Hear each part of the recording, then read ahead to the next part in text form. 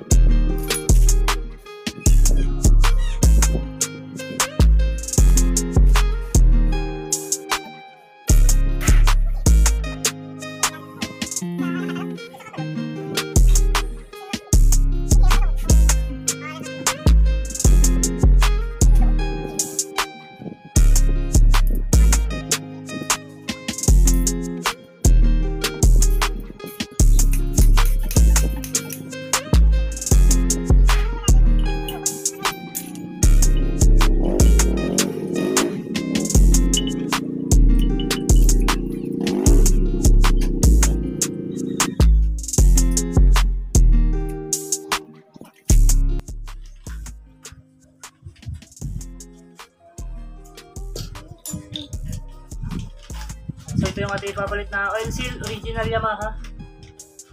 Yun, so bali yun nga palang front shock ng MT-15 ay magkaiba yung kaliwa at kanan. Magkaiba yung loob naman. Nagulat kami kasi magkaiba yung laman ng kanilang front shock. Sa kanan ay wala yung spring. Naka-built-in na sa loob tapos nakalabas na agad yung bakal dito. Unlike dun sa pangkaliwa, yung spring niya is nailalabas tapos makalubog yung ganito. Magkaiba kahit tinignan namin sa catalog ni Yamaha, ganun talaga yung design niya.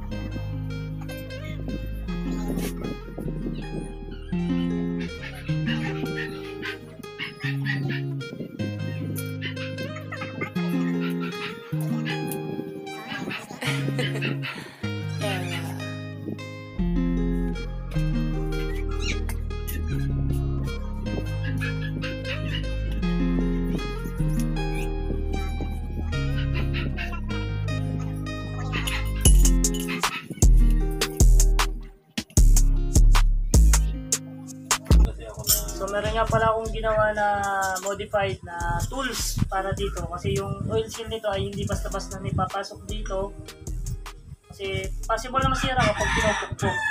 So ito nga pa yung ginawa kong tools pang tulak para ito na rin mismong dasil na magtutulak dito sa oil seal.